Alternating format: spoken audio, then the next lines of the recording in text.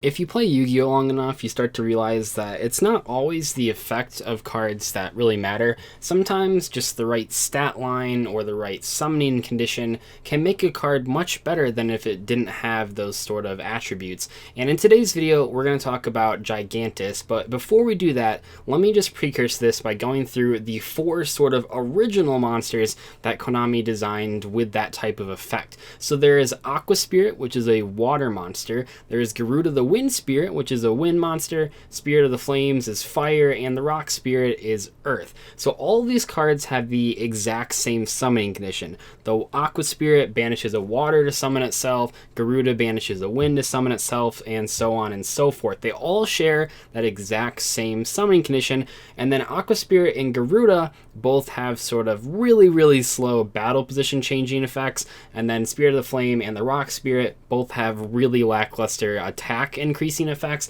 and that's kind of what I mean by that their effects don't matter too much. Just the fact that you can summon these cards for basically free means that they have some chance to be playable, and in fact, two of these cards have seen a lot of play. So Garuda the Wind Spirit saw plenty of play in a lot of Gigantes decks, not only for being a wind, but also for being a winged beast. You could make many of your level 6 synchro monsters using Phalanx and Garuda, so that was pretty commonly played. And then Aqua Spirit, oh man, Aqua Spirit has seen so much play in Mermail Frogs, and even before people were playing Frogs and Mermails, I just saw play in regular Mermails as well. It pairs really well with Atlantean Dragoons to make Abyss Dweller, or later on it paired well to make Bahamut Shark, and yeah, these cards are all fairly decent, but once again, they're decent because they can summon themselves for free, and that makes them good. It has nothing to do with their actual on-the-field effects.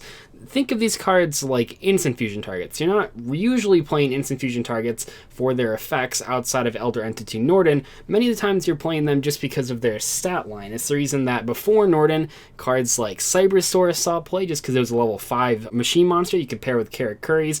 We also seen the level 4 Wing Beast Wind Fusion monster see some play as well in Dragoonity decks, so same reason that Garuda saw play, and stuff like that. Infernities played a variety of level 3 and level 4 fusion monsters when Instant Fusion was out, and that was way before Norden came out. So a lot of the times the stats on these cards that can summon themselves easily matter more than their actual on the field effect. So anyway, Gigantis. This is the new edition. It's basically the retrained version of Rock Spirit. It has the same summoning conditions, so you still banish an earth monster from your graveyard. However, this guy has a much better on-the-field effect. Well, it's not so much an on-the-field effect, it's an in-grave effect. It has a much better bonus effect, and then it also has higher stats. So it's 1900 instead of 1700, and then 1300 defense instead of 1000 defense. That doesn't matter too much. The real reason, though, is that when this card is destroyed by battle and sent to the graveyard, you get to destroy all spawn trap cards on the field. So that heavy storm effect is much better than the Rock Spirit's measly 300 attack bonus.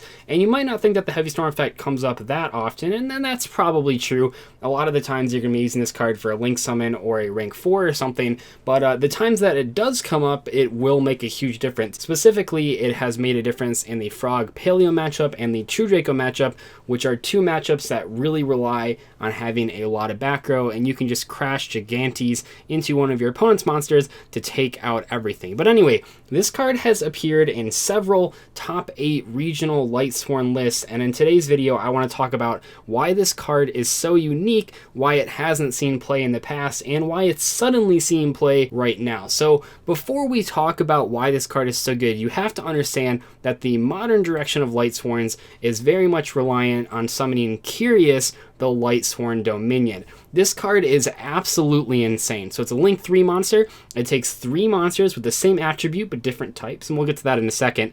But it has just like 3 crazy effects. So first off, if this face-up card is destroyed by battle or leaves the field because of an opponent's card effect, while its owner controls it, you can target 1 card in your graveyard, add it to your hand. That's absolutely ridiculous. It doesn't restrict you from grabbing anything, so that's stupid. And then also, if this card is Link Summoned, you can send 1 card from your deck to the graveyard. And also, if a card is sent from the deck to the graveyard by an effect, send the top 3 cards of your deck to the graveyard. So this card is so insane. It has 3 amazing effects, and conventionally, people are making this card by using a couple Lightsworns and then Fairy Tale Snow. Fairy Tale Snow is a spellcaster, and then like Minerva's a fairy monster, so that sort of lines you up for just doing one other monster there that is a light, but not spellcaster or fairy, and then from there you can sort of win, because you can make Curious, and Curious is just so powerful. But what Lightsworn players have found is that there's a card in the deck that is simultaneously one of the best cards and one of the worst cards, and that is Gemknight Seraphonite. Seraphonite is a very powerful card, although Link Summoning really hurt it, because Seraphonite often can just sit in your sort of extra monster zone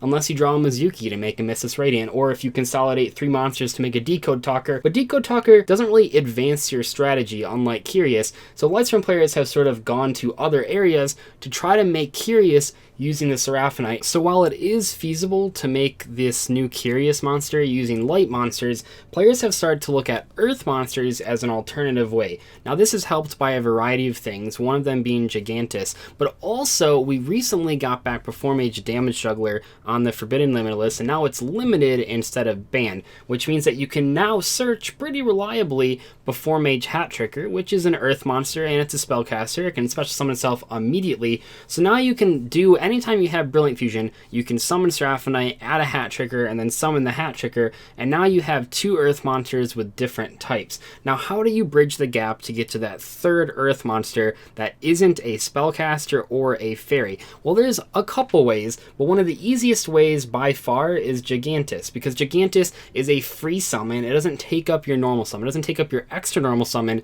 with the Seraphonite either, and it's just super powerful. But there are a bunch of other synergies with Gigantis in this deck. So for example, I think my favorite synergy is that you can banish Giant Rex to summon this thing, and then you get a 4th monster, which potentially sets you up for a Skull Dread or a Borolo Dragon, which is both very powerful. Or you can just make the Curious and then you just have an extra monster. It's really up to you, and I think that's why this card is so appealing to so many players. So if we take a look at one of the most recent top 8 deck lists, and this came from Farfa's channel, but I'm going to be using the deck list thing that TCG Player made on their Facebook page, just so you can see like the whole list. And we can see there's a ton of earth monsters that this player could have banished with Gigantes to actually summon it. So of course there's Giant Rex. There's also Gemknight Garnet, that's an earth monster. Glow Up Bulb is kind of interesting. You can maybe get 2 uses out of its effect, and then you can't, well, I guess you're only using the effect once, but 2 uses out of Glow Up Bulb on the field, and then you can banish it with Gigantis because you don't need it anymore. Goblinberg is an earth monster. Heroic Challenger Thousand Blades is an earth monster. Even Mizuki's an earth monster, although usually you'll want to banish Mizuki for its own effect. But you can see that there's just all these different earth monsters in this deck, and many of these, to be completely honest, you were playing before you were playing Gigantis, which means that it's just a natural inclusion. It's very similar to cards like Photon Thrasher, except Photon Thrasher has to be played before you do anything, and it's also a light monster, and it's also a warrior monster, and warrior really isn't what the Lightsworn deck needs to make Curious, because Raiden is already a warrior. They really need something that's not warrior or fairy. They need something different, and that's not really what Photon Thrasher is. So Gigantis is really cool because, well, I mean, you can even draw this card off of like a Minerva effect. You can draw it off of the Solar Recharge effect. You can draw this off of anything after you've made your plays, and then you're still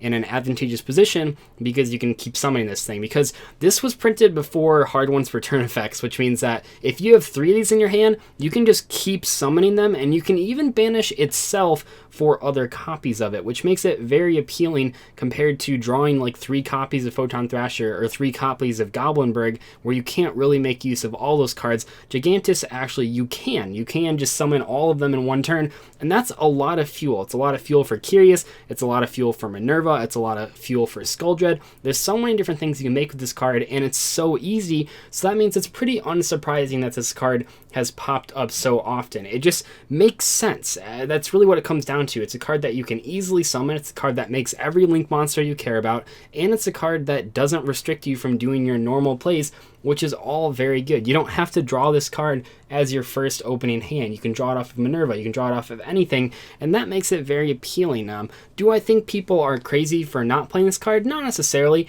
There are these sort of potential really awkward hands where you open 3 of these without a starter card, and that can be pretty rough, only because you have to banish an earth monster in your graveyard, which means you have to have a way to get an earth monster in the graveyard. Now I will say that in Lightsworns, I think the best sort of design route to go is just like a go big or go home list. They play a lot of different Garnets, but I think that's perfectly fine, only because the way the deck wins is just by doing these ridiculous boards, and you can't do those ridiculous boards unless you play so many different Garnets, which I think makes Gigantis, while not quite a Garnet, definitely has potential to be a dead draw. I think it's still worth it just because the fields you can make with this card can be absolutely insane, and I think overall, if you were looking at like an entire tournament, this card would be a lot better in most scenarios than any other card like Photon Thrasher or extra copies of Goblinberg or anything along those lines. But anyway, that's pretty much going to wrap up this video. Hopefully you guys enjoyed it. I know a lot of people wanted me to get back to the more discussion-oriented videos, and I think this one is a really good topic because Gigantes is such a unique card. It really hasn't seen play like Aqua Spirit or Garuda, so it's cool to see that it's actually showing up in some decks. Now, will people play the Rock Spirit?